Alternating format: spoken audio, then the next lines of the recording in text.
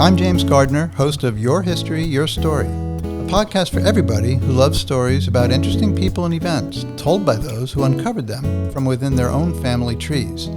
This, we hope, will inspire you to discover and celebrate your history and your story. Welcome to Season 10 of Your History, Your Story. In this episode, we will be speaking with journalist and best-selling author Helene Stapinski about her book, Murder in Matera, a true story of passion, family, and forgiveness in southern Italy, which recounts her decade-long investigation into an old family tale which suggested that there was a murderer within her family tree. Helene, who is a wonderful storyteller, will talk to us about her multiple journeys to Italy, where she retraced the very steps of her ancestors and enlisted the aid of local people to unlock the truth of what really happened in Matera, Italy, long, long ago. I'd now like to welcome Helene Stapinski to our show. Welcome, Helene. Thanks for having me. Well, I'm very glad to have you on our show. So you and I spoke, at least I think it was about a couple of weeks ago, and I thoroughly enjoyed our conversation. But since we spoke, I have read your book, Murder in Matera, a true story of passion, family, and forgiveness in southern Italy. So now I'm particularly interested in speaking with you so we can talk about this book.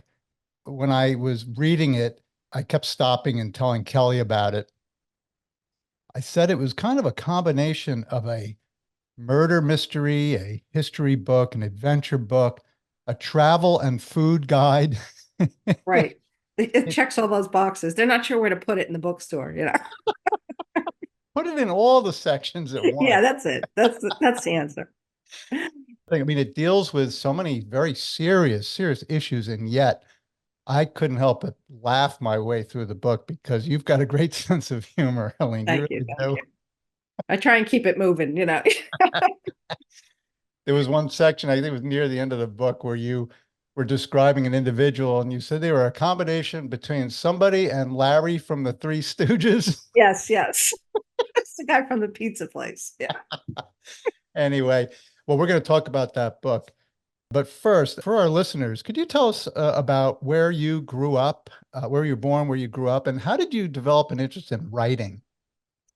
Well, I grew up in Jersey City, New Jersey. I was from a working class family, so no one in my family had ever been a writer. A lot of people didn't even read. You know, there weren't any bookstores in Jersey City when I was growing up.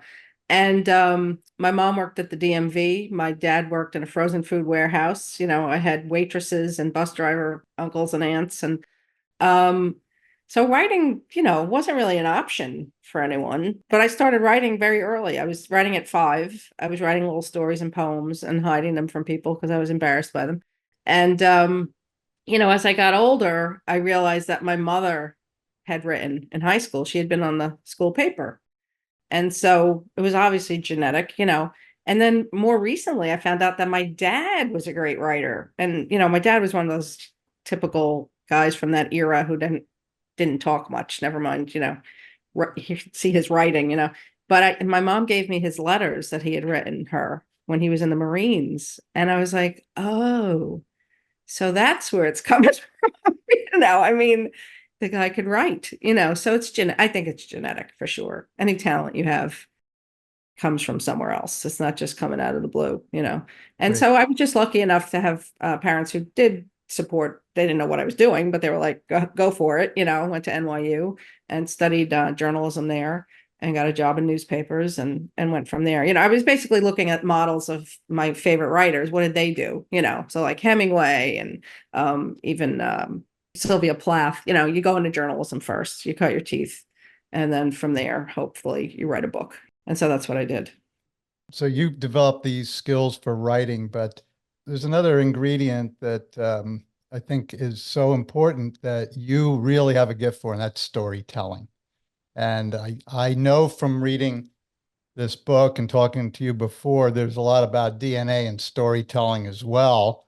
Absolutely. And, I mean, I came from a family. My grandfather he was born and raised in Ireland. He was a great storyteller. He embellished a lot of stuff. We're Yeah, sure. yeah. The Irish are the best. Yeah. Tell me about growing up in your family and who were some of the storytellers that you had? Yeah, there's generations. So, well, my mom was the first one that I knew of. She would tell me these stories again and again and again. And I was the youngest in my family by a big stretch. My brother's 7 years older, my sister's 12 years older. So, I was sort of like a captive audience for my mother, and she just kept telling me these stories. And I was the only one who really listened. And I wrote them down. And so she had gotten them from her family, which would have been my grandfather, who was a felon and a horrible person, but a great storyteller. And his sister, my Aunt Katie, was also a great storyteller. I remember going to her house as a kid and her telling these terrific stories, and some of them made up, some of them real. And she was the one who told us about Vita, my great grandmother, who the book is really about. So that's where I first heard the story from Aunt Katie and my mother. Yeah, there's another book that you wrote called Five Finger Discount, A Crooked Family History. And I would love to have you back sometime to talk about that book. But Yeah. again, there's stories that came out of your family. So let's talk about this murder in Matera and this great great grandmother named Vita. So, what was it about that story that really stood out to you and shouted out to you that it needed more work done on it? Well, I mean, the basics, she murdered someone and escaped to America. That's That all. was about it. That's all you kind of need. Yeah, there was a story that she had killed someone or was involved in a murder and escaped from southern Italy. And that's really all I knew. I mean, we didn't even know where they were from. I was really starting from scratch. And so I had to find some records, and from those records found out exactly where they were from, and then, you know, obviously go there and try and dig it out. But it wasn't that easy. So No, it was not easy. But so you got little bits and pieces, did you, from your mother and grandfather and things like that? Where I guess you sat intently listening and what facts did you have? really not a lot. I mean, there was some talk of a card game maybe, and I knew her husband was involved, and that she came to America. She escaped with her two sons, no, three kids, three sons, they said, and one got lost on the way over. And that, I think that's pretty much it. I think that's all I had to go on. So when did you actually decide that you were going to make this project come to fruition, that you were going to find out more about this murder and what actually happened? At what point in time did the bell ring in your head and say, I'm going to do this now? I think it was when I had my kids, my kids were little at the time. I had a 1 year old and a 4 year old. And, when I had my son, he looked a lot like my grandfather, who was the felon. And my daughter looked like my Aunt Violet, who was a little trouble too.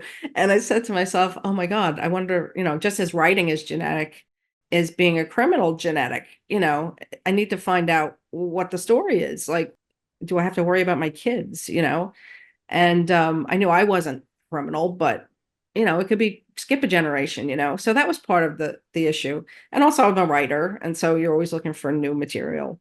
And there was that glaring story there, this murder in this family. And I said, I just got to find out what happened. And once I get on something, I'm sort of like a pit bull, it's hard to get me off. And so I was like focused. I was like, I got to find out what happened. But sometimes when people are interested in genealogy, and I'm very interested in myself, you go on a website, maybe it's an ancestry.com or something like that, and you look something up and you get a little teaser, you get a little piece of information, and then all of a sudden it makes you want more, It's almost like a Totally. slot machine. It's definitely addictive. It's sort of like going down a black hole. You can't get out. You're just sort of, you go and go and go. Oh, true, but there's so many of us who maybe hit a wall pretty quickly. Mm, And we do an about face and we go back to our lives and say, I'll get right, to it when I retire or something like right, that. And right, maybe we never do it. But there right. are those people like Helene Stapinski who says, I'm not letting go. Now, when you first started to research this project, you actually traveled to Italy with your mother and your two young children. I And did. that's kind of a challenge in and of itself. And That was a mistake. Many wonderful journeys begin with one singular mistake, right? I think someone said that. I don't know. But yeah, that was a bad idea. I just really didn't know what I was getting into. I had gone on sort of a pre-trip trip, with a friend of mine, which I don't even mention in the book. When you're writing nonfiction, you have to cut some stuff out. It would be 12,000 pages. But I did go like on a reconnaissance mission. I did a story for Travel and Leisure just to check it out, to make sure it was safe to take my mother and my kids. And I went. And that's when I rented the apartment that we were going to be staying in. It was a few months before we went. And I mean, it seemed fun. It seemed lovely, but then once I got there to do the research, it was just so difficult. No one would really talk to me. It was super hot. When I originally got, I went in May, and then we went back in August, and stupid me, Southern Italy. Oh yeah, sure, it'll be great in August. Oh my God, the whole town was closed from like 1 o'clock to 8 o'clock every day. Seriously. Yeah, like every day. And so I, just be getting going and everything would close. It's like, oh my God. So we would go to the beach for a few hours, and it turned into more of a frustrating vacation than a research project, because first of all, nobody would talk to me. And secondly, half the town was gone. It was August. Nobody told me. Everybody goes away in August in Italy. So it was really, really difficult. And more so though, because people just didn't want to talk about it. It was a shameful story from 100 years ago, more than 100 years ago, it turns out. And so the people who knew the story wouldn't talk to me. People who didn't know were happy to talk to me and were nice to me. But what good are they? I needed those relatives who knew the story. And so I really got nowhere on those first couple of trips. Yeah, I mean, you could have just said, "Oh, that's it. I just can't do this. I got young kids." It was a nice try, Yeah. but Yeah. Yeah. yeah. Now, you do speak a smattering of Italian. Yeah. So was that very did your mom speak more fluently Italian? No, my mom speaks less than I do. I studied it in college, and before I went away, I started studying it again. But you get down there and you find out they don't speak Italian. They speak dialect. And so even speaking Italian doesn't help that much. So that was hard. Obviously, there were some English speakers down there. They helped.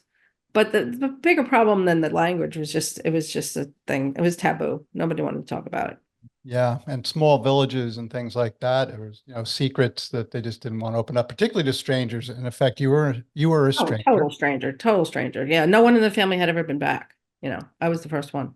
Yeah. Now, as a person who loves history and stories, you did something that was interesting to me. So you came back from this first trip. It wasn't fruitful at all. You're getting back to your life, but you continued to do something. You continued to really immerse yourself in what you could find out about the times that your great great grandmother lived, the culture, all different writers and authors, and everything you could really get your hands on. What was the philosophy behind that? Was this just to keep you interested, even though you didn't have any meat and potatoes yet? Yeah, I thought, when you're a journalist, there's something called a write around, where you, if you don't get the interview with the person, you get everything around it, and Mhm. hopefully you can write it from that. And I thought, well, maybe I'll just do that. I'll kind of go around the fringe areas of the story, and maybe I'll somehow find it in the future. So I just started to go around the edges, but I got sucked in, and this history is so fascinating, and I didn't know anything about it. I mean, the area of where my family is from, Basilicata, it was a feudal farm system into the 20th century. It's mind-boggling, really, because it's this isolated place, and they just went by their own rules down there. They did whatever they wanted. And so the 1% owned all the land, and everybody else worked for the padrone. And so I just got totally sucked into that whole situation, and just researched as much as I possibly could on this end. I became a fellow at the New York Public Library. And so I was able to use, their resources, which is basically everything in the world, anything you want to read in Mhm. English or Italian. If they don't have it, they'll get it for you. And so I just read and read and read, and wound up interviewing some people as well. And so I got steeped in the history of it. And, part of my problem, I think, going down there that first time was I didn't know what the hell I was talking about. Why would they talk to me? I was really uneducated and I didn't approach it the right way. I should have done the homework first and then gone. I'm a reporter, so a lot of times you're just thrown into a situation and you make do with whatever you know, but I really didn't know anything. And so I kind of had to school myself. And so I studied and made connections. And this is when the internet started to really take off too. And so there was Facebook and things like that. And so I made a lot of friends down there through Facebook. So when I went back again, I was ready. And you went back for how many years later was it that you went back? God, let me think. Was it 10? It's 10 years, I think. Was it 10 years? I It think might it have been a was. little less than 10 years. Yeah.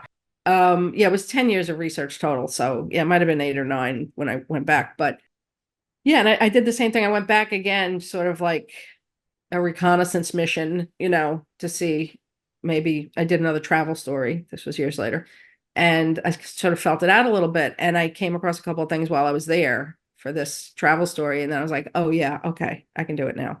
By then, the kids were older. I left them at home with my husband. And I went again, but this time by myself, which was much better.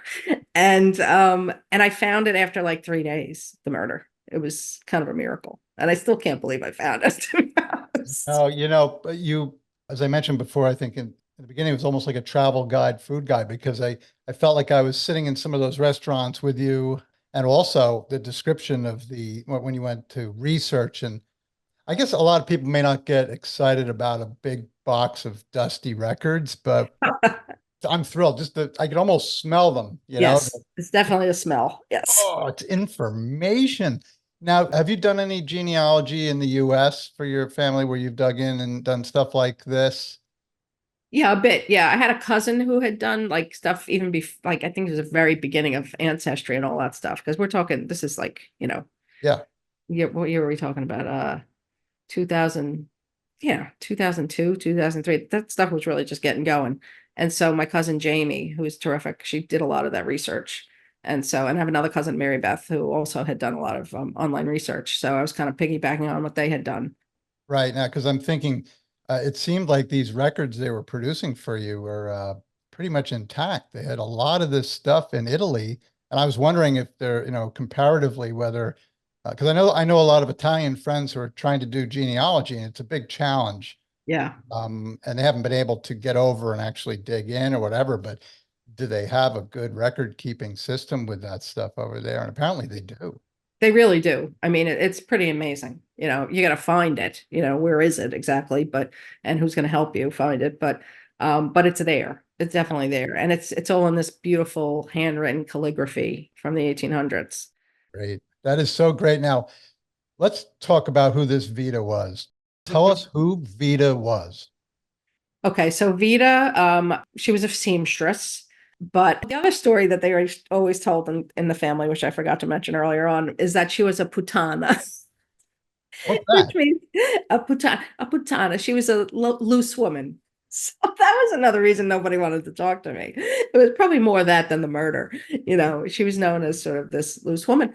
And so, when I went there, actually that first time, one of the things I did find out was that because of the feudal farm system, a lot of the women were taken advantage of or raped by the landlords, the people who own the farms, and you really had no power. If you're going to work on the farm, you have to put up with it. You just have to do whatever they want you to do. And there's this thing called prima notte, which some people say didn't really exist, but I'm pretty sure it did. Everybody I talked to had an aunt or great aunt or grandmother who lived with it. Prima notte is when the landlord sleeps with your wife the night of your marriage, just to sort of put you in your place and show you that they're in charge. Oh boy. And so when I first went, the town historian in Bernalda, which is where my family's from, said, well, if they said she was a loose woman, it probably had more to do with this than her being a loose woman. She probably had to sleep with the landlord. And especially when I said there was someone else in the family mentioned a name Greco. They said there was a guy Greco who was involved. We're not sure if it was a lawyer or a lover or whatever. And so when I said Greco, the town historian was like, oh, well, the Grecos were the landowners. They owned all the land down here. So bingo. Wow. So Vita was sort of this kept woman, maybe. We weren't sure. She was obviously a strong personality. She left on her own with these kids. The husband was left behind. So she was a very strong, headstrong person. I had a description of what she looked like, from my relatives. Small, dark, obviously. Um, Big jaw, they said. um, Dark eyes, but tough, really tough. So that's what I had to go on, and so I dug and dug and dug. And you did come across a big pile of papers that just hit the nail on the head. I How did did. you feel when that got brought out to you and you opened it up? There was a lot of suspense when I was reading about what you were actually going to find. Well, I still get chills when you said it just now. I got chills again. I mean, the hair on my arm stands up. At that point, when I was there looking for it again, I didn't want to get my hopes up because they had been dashed, 10 years earlier, whenever it was. So I had pretty low expectations. And so when it did come out, I was kind of shocked that this was actually it. I had looked and looked so much, that first trip, and even had looked from here. And when they wheeled out this like 600-page criminal file, I was like, it can't really be it. And when I opened it up and saw the names and their birth dates, and that clinches it for you when you know it's the right people. Um, yeah, just overwhelming emotion, really, and I didn't cry in the archives, but that night when I got back to my room, I just burst into tears, and I couldn't believe it. It was just this incredible relief, and almost a sadness too. Well, it was a sadness that it was true, that they were involved in this murder. Because there's a little part in the back of your mind is saying, well, maybe you're not. Maybe you're not a bunch of criminals. But this showed that we were. My family was anyway. So you started this journey partly because you wanted to say, hey, look, I want to find out, is there really almost like a DNA link? Right. It's a skip generation link that is running through my family. So how did what you found affect how you felt about that? Well, I was obviously worried still, but my kids at that point were older. My daughter was maybe, I don't know how old she was. I can't remember now. She was like probably around 10 or so. And my son was already in middle school, going to high school. And they're pretty much on a good track. And I realized that it's not just genetics, it's, nurture, not just nature. And if you raise someone right, and keep them away from the bad side. I mean, I think there are definitely situations where even if you do raise somebody right and they're really a bad egg, there's not much you can do about it. But with my kids, they were good kids, and by that point, I wasn't that worried about that anymore. They weren't babies anymore. They were pretty much grown up human beings in a way.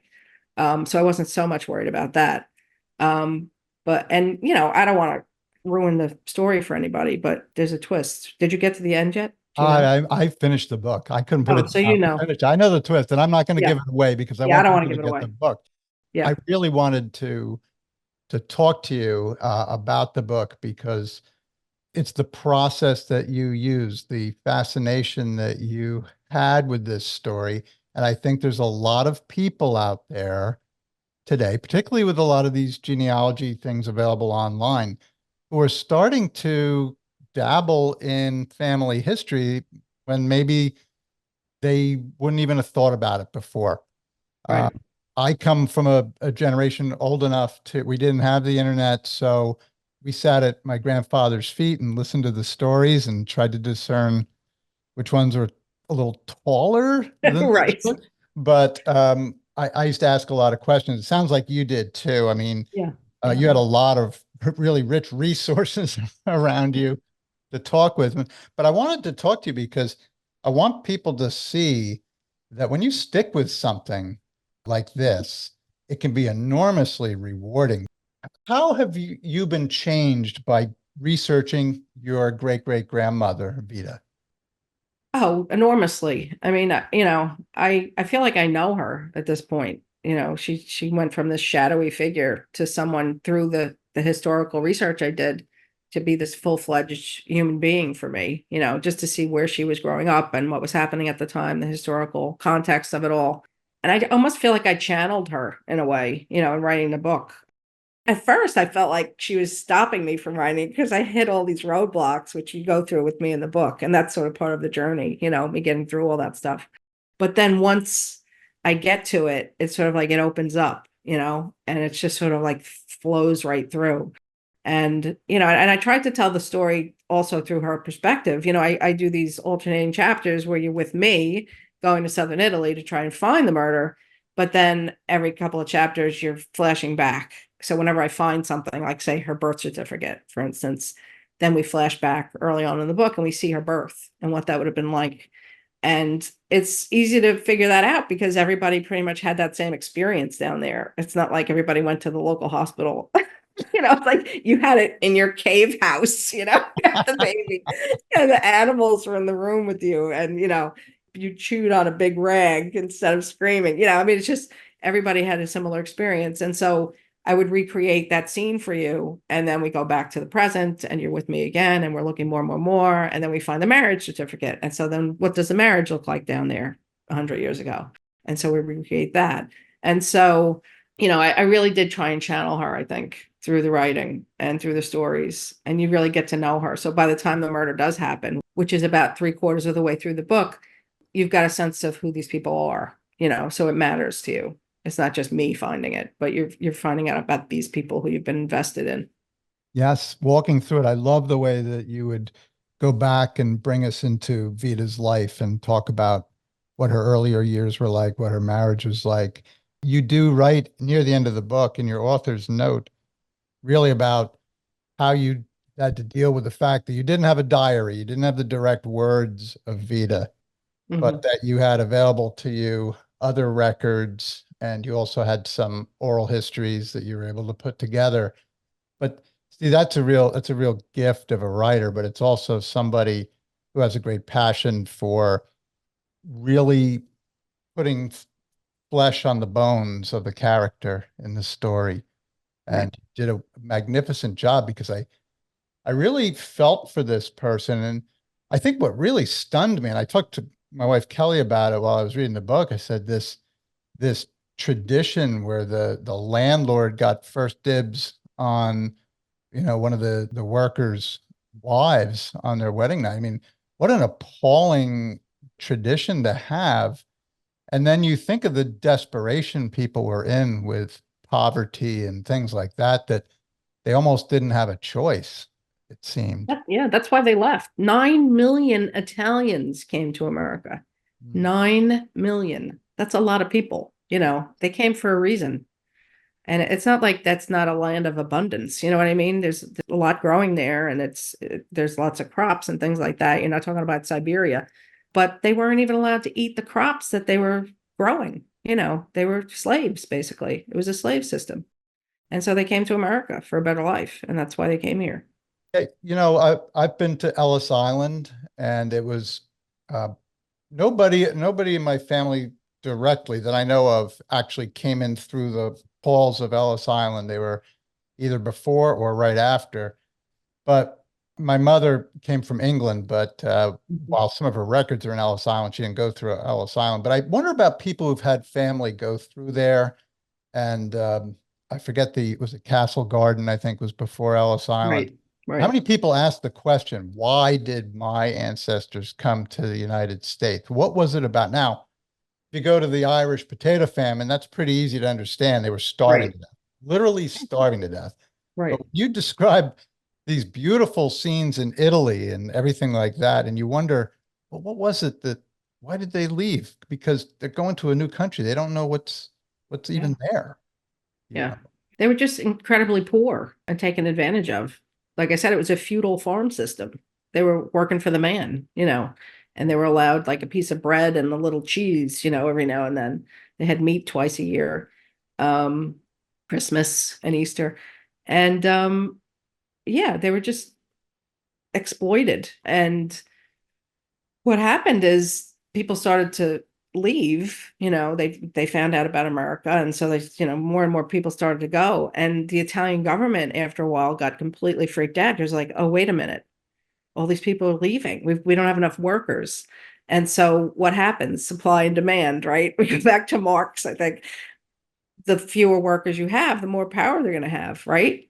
And so they had to pay them more, they had to give them more for the work they were doing. And then, of course, things started to change, into the 20th century. They just had to had to abandon that system. But it's still not pretty down there. I mean, it's still a pretty seriously bad place. I mean, right now, a lot of the Italian families, like the generations that have come after, the Italian guys just refuse to even do that work. They'll sit in a cafe and just hang out rather than do that work. They're not going to be tormented by these feudal lords. So who's doing it?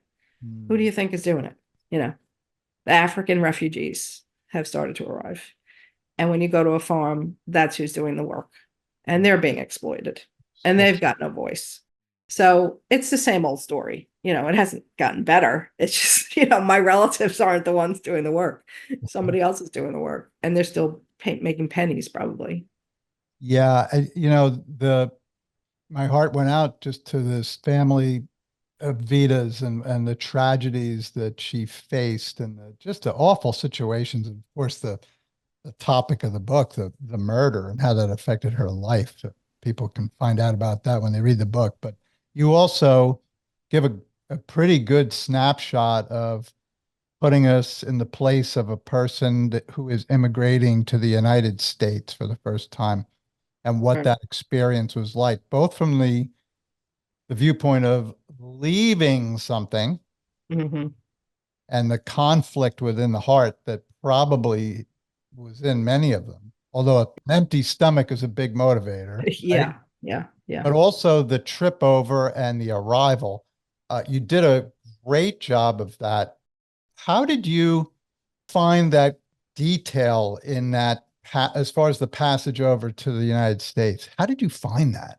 Well, a lot of stuff you find just by accident because I was looking for stuff about Vita, so I went to Ellis Island. I started to do research there and I went to their library. They have a great library there. And so I was trying to figure out where can I find records about her because she's not listed anywhere. She's just nowhere. And so I went to talk to the librarian, and so we had a great sit down, and I couldn't find Vita, but he's like, "Well, we've got all this other stuff, And so I started looking at the records that they had, and they had these incredible congressional reports from the turn of the century, where they had people investigating the immigrant situation at the time because it was pretty horrible, and they had people disguised as immigrants leaving from different countries and reporting on what that was like. And that's where I got it. It's amazing. It's volume after volume after volume. And one of them was a woman. And I used that as the basis for the ride over and what it would have been like. So it goes into this incredible detail. And so all that detail you see in the book is from that. It's from these congressional reports. It was so vivid. I actually felt seasick. Yeah. It's amazing that anybody even got here. Oh, oh, absolutely awful. So, Helene, if you could go back in time and have a cup of coffee with Vita, Hmm. what would you ask her? Is there anything that you still want to know about her? Oh man. I think the biggest mystery to me was, that relationship with the landowner. I would be like, so did you love him? You know, Mhm. because that I don't again don't want to give anything away, Oh, but that comes into play. And actually, since I wrote the book, I found out more. So ooh, we'll have to have a sidebar on that because yeah, I yeah, don't want you to yeah. give away So I anything think else. I found the actual guy, and he was married to a contessa, you know. So it all jigsaws again. So it's basically what we thought, but I've got names. Well, I think there's a lot of teasers here for Yeah, people. he's Greco. I found him. Yeah, you can keep going. And did that require another trip over there? Did you have somebody? No, my cousin who was doing the research found him a couple of years ago. I said, did take another look and see if you can find this guy, because things have come a long way since she started researching, or we both started researching years ago. And she found it within minutes. She found this guy that we're connected to, and it totally panned out. It was like, oh, that's him. We even have a picture of him. Mhm. Yeah, that is so cool. Now, your grandfather, you mentioned your grandfather told you some of the stories. Did he ever know or ever meet, even as a small boy, Vita? I think he did. Yeah. Yeah. I mean, she was around, he was born around the turn of the century, I think, and she didn't die until I think it was 15. 1915, Yeah. 15. Yeah. So yeah, he knew her. That's how we know she looked like. People remembered what she looked like. She looks like another aunt of mine. So you get pictures of that aunt and you know what she looked like. It's all genetics, you know. But yeah, so there was definitely talk of on Katie knew her, he knew her as kids. So Did she have the sense of humor that you clearly have?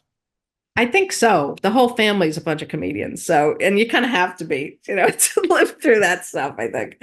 I did a story years ago for the Star Ledger about how the family just has a great sense of humor because they had a really hard life. And, you know, the best comedians come from pretty bad backgrounds, you know, and you have to develop a sense of humor as a defense mechanism, you know, and a lot of people from Jersey City have a really good sense of humor, very good sense of humor, pretty funny bunch of people. So yeah, I definitely think she had a good sense of humor because that whole family does. Yeah, I think we're not that far removed when you think of it from the immigrant generation. So you think about people you knew as a little girl who knew people who actually came over from Italy or whatever country they were coming from. And I think that's, the fact that, I mean, you had some colorful characters in your family. Yes. Um, and until we read your book, Five Finger Discount, we'll leave that alone. Another teaser there, but that there were stories. And I think some of us just wish we maybe listened a little harder Yeah. than we did and maybe took a few notes and things like that. I wanted to ask you, what advice would you give to somebody who has found maybe a story or an interesting person in their family from their family history and wants to know more?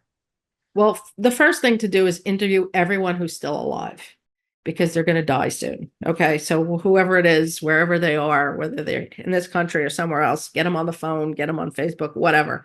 Just talk to people and ask them questions. Don't just say, "What's the story?" and let them tell the story. As they're telling you the story, ask for details, right? So, for instance, I just went to Poland to interview that side of the story. Family. That's a whole other story. I had a great grandfather who was Jewish, and I Mhm. wanted to find out if he died in the Holocaust.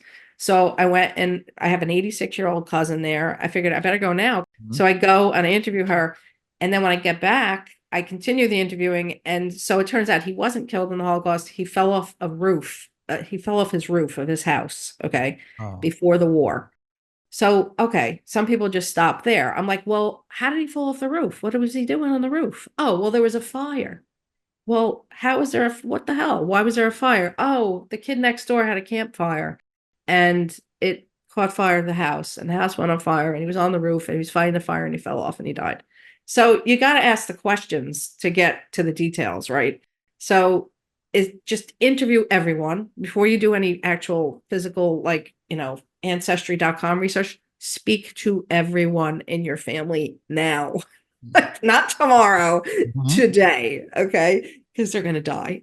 And once they're dead, that stuff is gone, gone, gone. I mean, I wish my grandfather was still alive so I could have interviewed him about it. You know, he's long dead. He died when I was a kid. So just do it now. Don't wait. And then, you can delve into the stuff online if you're not already doing that.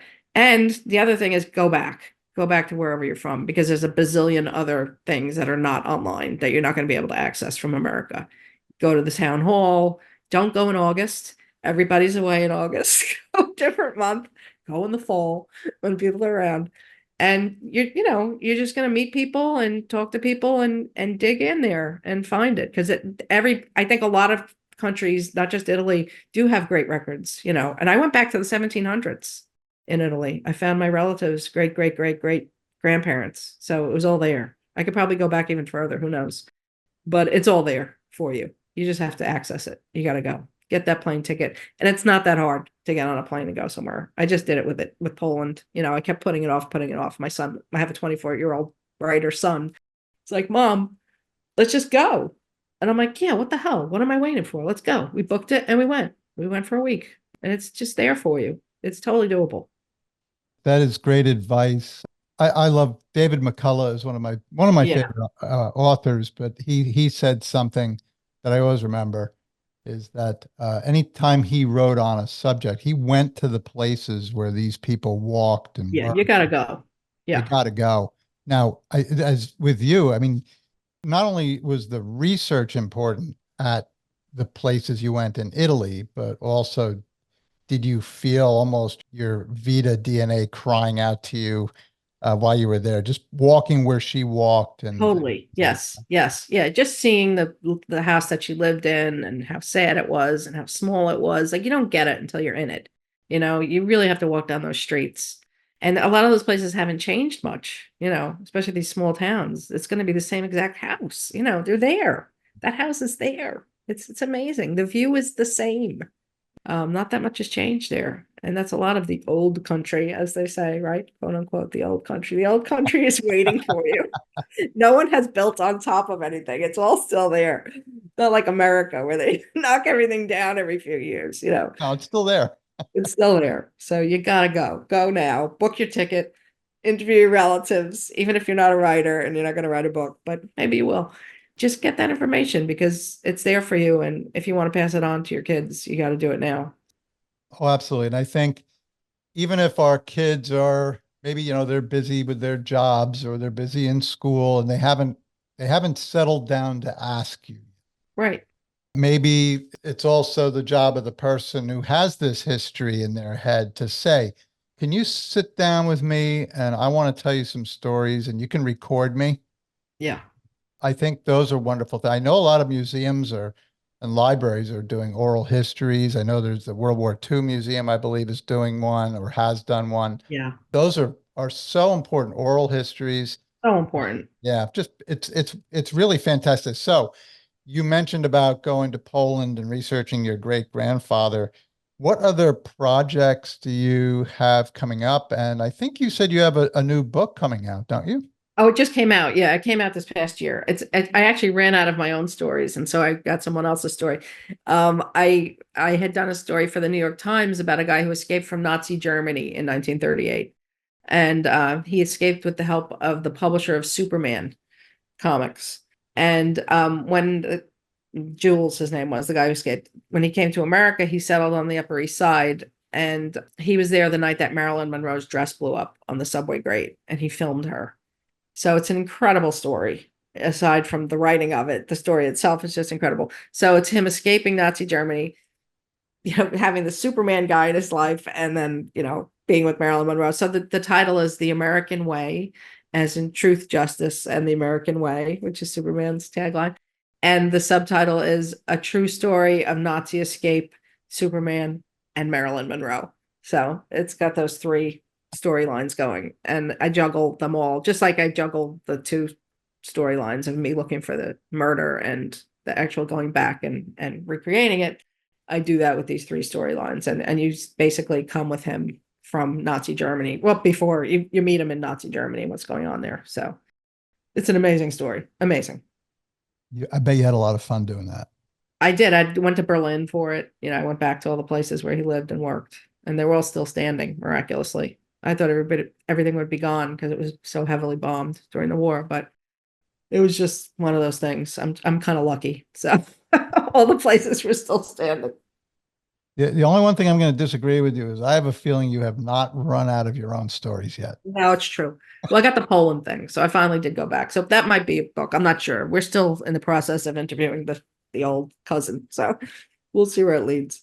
Well, you've inspired me because I love family history. I got a lot of cool family history, but I just struggle with putting pen to paper. Yeah. And that's something that I think a lot of people are faced with. But your book is inspirational in that you hit some roadblocks, some significant roadblocks, and Yeah. you used the tools you had. You had perseverance. You found some good people along the way who helped you out. You didn't let the people who were fighting you get you too bothered. A little bothered though. A little bothered, maybe. But anyway, I just want to highly recommend to our listeners Murder in Matera, a true story of passion, family, and forgiveness in southern Italy. Just a great story. And I know, there's a lot we didn't talk about on purpose. So Yeah, yeah. read it and enjoy it. Great. Thank you so much. You're welcome. Helene, it's been a pleasure. And I look forward to reading your new book. And I would love to have you back for Five Finger Discount. I mean, Absolutely. That one's still selling too. They both are. I mean, it's kind of amazing that people, that book came out. Five Finger Discount came out in 2001, and it's still selling. That was made into a PBS documentary, so that's got legs. that's right. I want to check out that documentary because Yeah. I just can imagine the rich stories that are in it, Helene. But thank you again for being a guest on our show. I wish you all the best, and we'll keep in touch, okay? Same to you. Thank you so much for having me. You're welcome, Helene. Bye-bye. Bye-bye. Thank you for joining us for this episode of Your History, Your Story. You can connect with us on Facebook and YouTube at Your History, Your Story, or on Instagram and Twitter at YHYS Podcast. We'd love to hear from you if you have any questions, comments, or a story to tell. Be well and God bless.